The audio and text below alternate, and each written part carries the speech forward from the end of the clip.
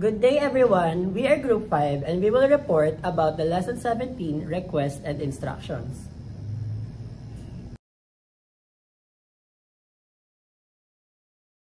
Vocabulary. Kotoba. Tsukemasu, turn on. Keshimasu, turn off. Akemasu, open. Shimemasu, close, shut.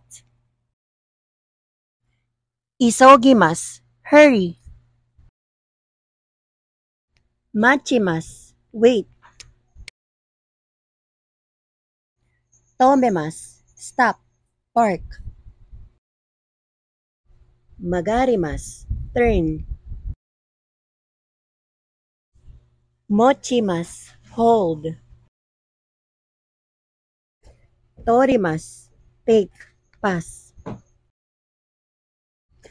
Totsudaimasu, help. Yobimasu, call. Hanashimasu, speak, talk. Misemasu, show. Oshimasu, tell. Furimasu, rain. Hajimemasu, start, begin. Kopishimasu, copy. Eakon, air conditioner. Pasapoto, passport. Namae, name. Josho, address. Chizu, map. Shio, salt. Sato, sugar. Yomikata, how to read, way of reading. Kata, how to, way of. Yokuri, slowly, leisurely. Sugu, immediately. Mata, again. Atode, later. Mosukoshi, a little more. Mo, more, another. Idesyo, sure, certainly. Sa, right, used when encouraging some course of action. Are? Oh, in surprise or in wonder.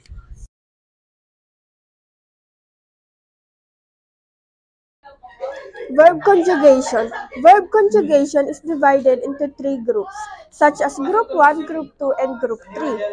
To know which group a verb belong in order to produce conjugated form. Group 1, end with syllable ru, with the preceding syllable the vowels a or e. Example, shawa o abiru. Example number 2, Nehru.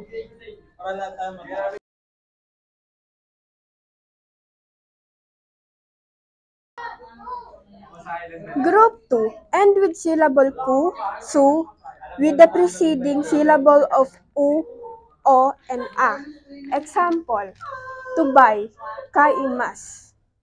Example number 2, iku, is to go.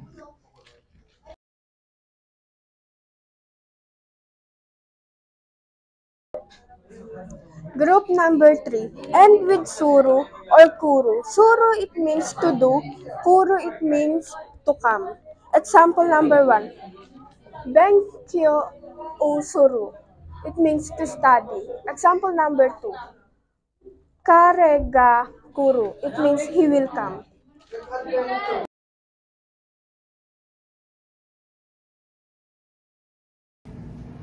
Verb groups. we have this group 1, group 2, and group 3. Group 1. In the verb of this group, the last sound of the mas is E-line. For example,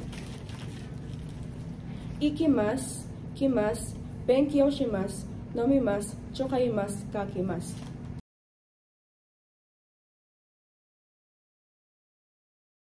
Group 2.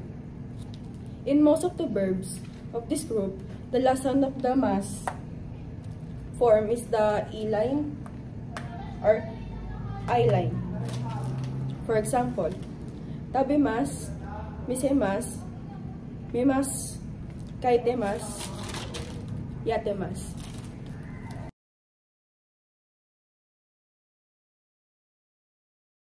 Group 3. We have this shimas and kimas. For example, benkyo shimas, undo shimas, and then sa itekimas, sensei kimas.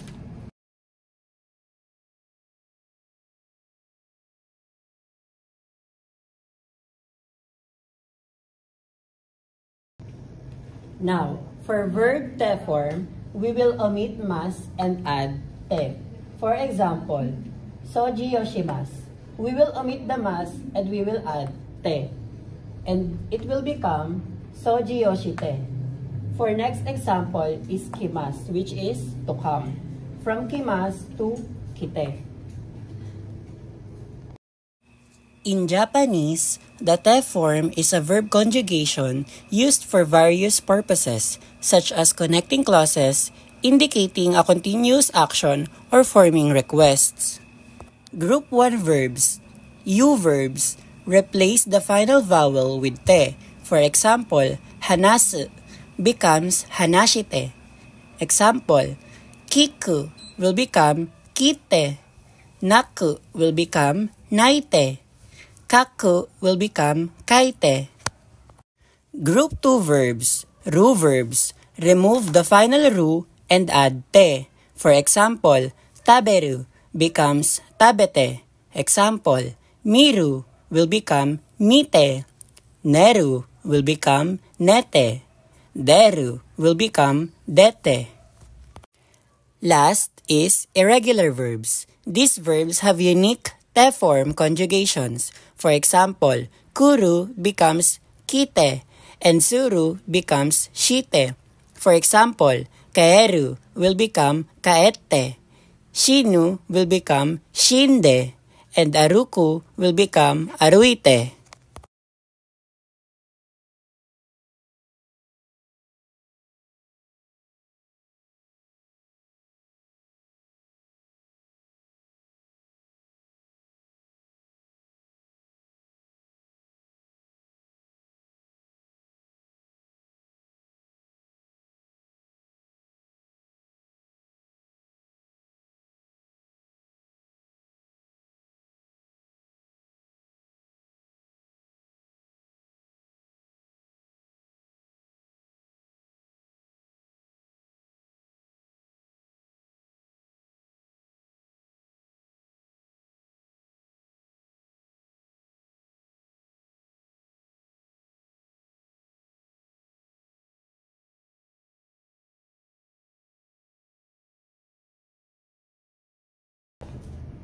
Verb te kudasai.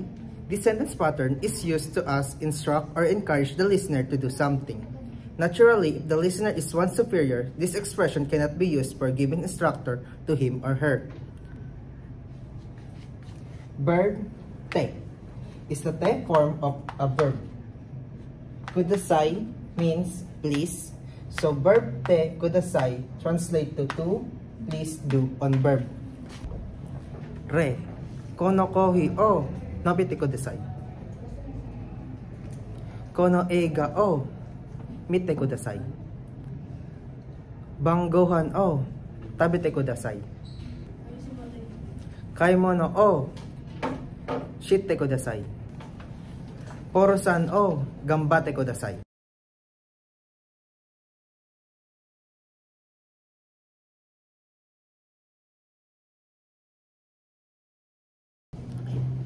This sentence pattern indicates that a certain action or motion is in progress. Example, Rona-san wa ima kohi o nonde imasu. Number 2. Takeshi-san wa ima ega o mite imasu. Mikasa-san wa ima shokodai o shitem imasu. Number 4. Era-san wa ima bangohan o tabete imasu. Number 5. Kimbari-san wa ima kocha o nonde imasu.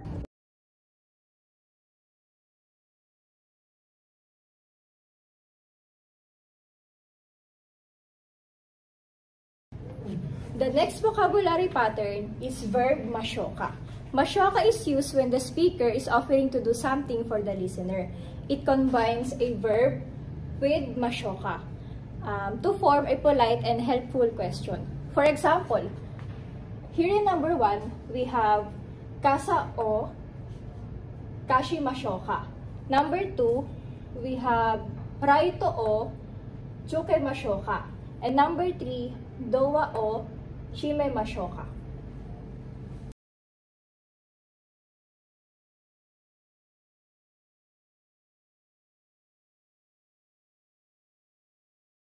Good day everyone, I'm Denver Danieles. So now we are here at the last part of our report.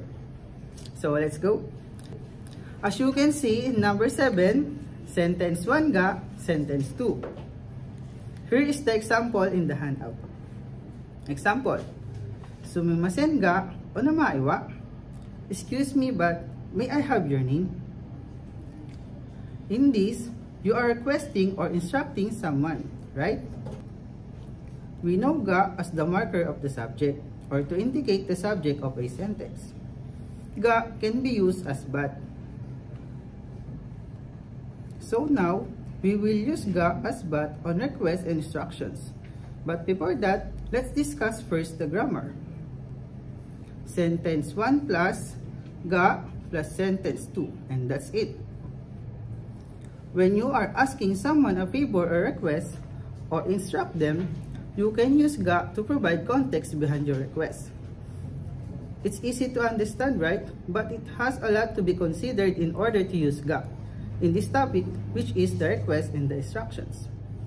Ga will mark the subject, stand as but, and at the same time, giving a context on what you are saying or request. Let's have an example. Sumimasen ga, nansai desu ka? Which is translated to, excuse me, but how old are you? Second example, sumimasen ga, doko ka kakimashita ka? Which is translated to, excuse me, but where are you from? Example number 3, sumimasen ga, otanjubi wa itsu desu ka? Meaning, excuse me, but when is your birthday? Number 4. Example number 4, sumimasen ga, imo nanji desu ka? Meaning, excuse me, but what time is it now? Number 5, sumimasen ga, gaku wa dou desu ka? Meaning, excuse me, but where is your school? And